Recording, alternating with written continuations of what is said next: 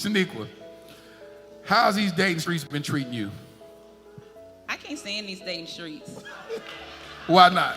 Because it's foolishness. There's so much between men and women right now. It's not good. It's not good. But I don't like the dating streets. I date. I think that men are very interesting at this point in my life, but it is what it is. When you say they're interesting, unpack that, please. So somewhere along the way, it seems like men have stopped being... Thank you. Amen. They answered it for me. We all have touched and agreed. You have a whole choir out there. Yeah. Men. Yeah. They expect you to do a lot of the work. They expect you to... And it's so funny because what's interesting is that a man doesn't want a woman to lead, but in the dating, they want a woman to lead. And so these streets, it's not conducive for dating. It's not. You had a very interesting journey that you're very transparent and vulnerable about. When did you see yourself getting married? I thought I would be married probably my early 30s. I thought I would be married then. So early 30s. And you remained a virgin all the way up until what age? 45. 45. He didn't know that. He like, what? Yeah. 45. So the 45, I want y'all to see if y'all can keep clapping. All right, and so around 45, you got weary in your well-doing. Why? So it's so funny because when we went to a mission trip in the Gambia, and we had this conversation, and I thought I had put this to rest. So everyone knows the story of the prodigal son, but most people don't ever think about the oldest child, the other brother. And so what happens when you're so tired of being the one that you feel like is doing everything right and nothing is coming your way? That's good. And so for me, at that age, I was just over and done with it because I've had reproductive health issues. I just was like, where is this coming from? As far as a mate, is this man gonna ever show up? I'm trying to be obedient. I mean, it's hard. I'm trying to be obedient. I'm trying to be all of this. And I'm trying to follow God. I'm trying to walk in my calling. I'm trying to do all of these things and nothing.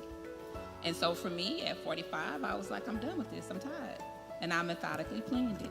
I called him up. I said, hey, will you come into town? I want to sleep with you. And what was his response? Well, I know his response. His response was yes. Ask rhetorical questions. If I would have asked any, I would sincerely doubt that any of the men that I have ever talked to would say no. So that was not even a problem. That never crossed my mind that he would say no. Was that somebody that was just a friend or somebody you were dating? I mean, he wasn't anyone I was dating, but he wasn't just a friend. It had just kind of evolved and moved a little bit more towards attraction and things. And he knew that you were a virgin. He knew that that decision he would be making would be you surrendering your virginity to him. He asked me, are you sure about this? And I'm like, I'm positive. And then how did you feel knowing that you were disciplined for 45 years, honoring God? The aftermath. And then you decided to surrender that. Then what hit you? Take me through mentally, spiritually. What did you undergo going through that? Because I take it that you were literally waiting for marriage to give up your virginity, right? So what's so interesting is that the older that I grew, I wasn't quite sure I was waiting for marriage, but I was waiting for love. At one point when I was younger, I was like, I'm waiting for marriage. But then as I got older, it became, I'm at least waiting to have love and a love connection with someone. And then when that didn't happen, my decision. But the aftermath of it, the immediate aftermath, I was like, okay, I've done this. But then slowly after that, the devastation came. Because I view sex as sacred.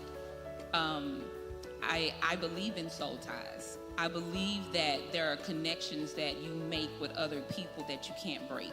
I believe that when you are with other people that spirits, I believe in all of that. And so for me, sex was so sacred And I'm not saying I was perfect beforehand, so let me really be clear on that. But I just was like, I was tired. But afterwards, the devastation afterwards was, you know how, and this is going to sound bad from a spiritual standpoint, but I felt like I got my lick back. I felt like God was like, I got you. And he did. He handled me. He handled me. And there was the devastation with that. And then the disappointment in disappointing God. That's probably what crushed me more than anything that I had to finally make peace with, is that because my relationship with God is so important to me, that I was intentionally disobedient. Like, this wasn't just something that just, happened. No, I was methodical. I was intentional with my disobedience because I was rebelling against all of the hurt, all of the grief, all of that. And then once it was gone, it was gone. Did you forgive yourself from that? I have. Mm-hmm. You said your therapist walked you through grieving the life that you thought you were going to have. Mm-hmm. Walk us through that. What was that process? Because I believe that a lot of us can learn something from that. When we're younger, we have these, especially young girls, they start playing with Barbie dolls early. They're taught about marriage and love and relationships at an early age. You put in your mind, I'm gonna be married by the age of 25. Some guy that you dated in high school, you'll tell yourself, we're gonna get married. And he's like, yeah, right. But you're 16 years old, your frontal lobe ain't even developed, and you believe that this guy is the one until you realize later on that he's not. What type of things that you have in your mind that you had to reconcile and grieve that didn't happen at the age of 45 when you made that decision? So I think I started grieving the life I didn't have after 45, after I slept with someone.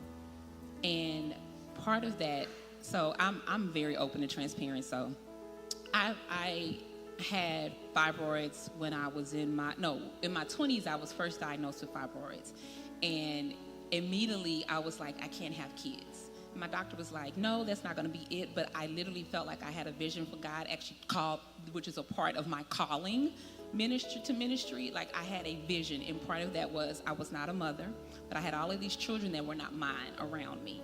And so from that, I had to get in my mind, okay, you're being pessimistic in your 20s, but then 30 comes, and then 40 comes, and it still isn't coming to fruition. And so when I had the first fibroid surgery, and then later on was still having other surgeries, and then I ended up sleeping with someone. And then the funny thing is that, so I've had a hysterectomy last year. And so when people ask you, do you want kids? And I had to make the decision to have a hysterectomy. I don't know if I can have kids because I haven't had sex to figure this out. So I haven't been in a position to figure this out, but I'm about to alter the entire course of my life on what? So at that point, I had to really start having conversations with myself and with my therapist, because I put it off for so long. Like, it got to the point, it was bad. Like, I've had multiple reproductive surgeries before I finally had a hysterectomy. And even my doctor was like, child, you sure you don't want to just go? And I was like, no, I'm trying to wait. I'm going to try to do this the right way. But so it had gotten to that point, though, that I really had to reconcile within myself, this is not what my life is about to be. And I can no longer make a decision, especially with my health, based on I wish I would, when nobody was in sight. And so I had to learn to start grieving that and acknowledging that I'm not going to be a mother biologically. I'm not about to, I won't know the answer to the question if I could have kids, even though I had so many other reproductive health issues with fibroids and polyps and all of these things as a woman. And so those were things and hard conversations I had to have with myself, that I had to cry, that I had to talk to my friends and my therapist and my doctor and be like, I can't believe I'm about to do this. But now on the other side of that, I'm like, oh, it's the best decision I ever made. I love that. Y'all give it up for her, because I just want to say thank you for sharing this. Thank you for your vulnerability. I believe that you're setting people free. I believe that what you're saying right now, because it's the thing that a lot of women struggle with privately, that you're giving voice to those women. And in the church, unfortunately, and I thank you, Pastor King, for allowing this conversation to take place, because a lot of churches would over spiritualize that and beat her up that she didn't have enough faith. She didn't have enough faith to wait for God to bring that person to her. She didn't have enough faith to believe that God could heal her, and you didn't have enough faith. And she's saying, you have no idea how much fasting I did, how I may have the mothers of the church lay hands on me. You don't know. And what makes it so bad is that we will demonize her struggle. And her struggle has been for 45 years believing God for this thing. And like she said, she had to make a decision from her health. So I'm saying, Shaniqua, I appreciate you, Queen. I salute you, Queen, for giving voice to this.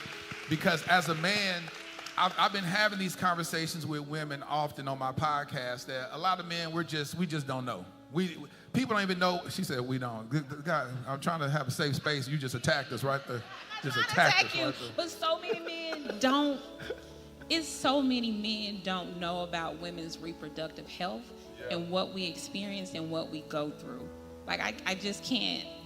I've had literally recent conversations with male friends, and they were like, what you mean? It's just so much that is overlooked when it comes to women, and it's a lot of things that women hide. Yes. But I don't believe, especially when it comes to that, I don't believe in hiding.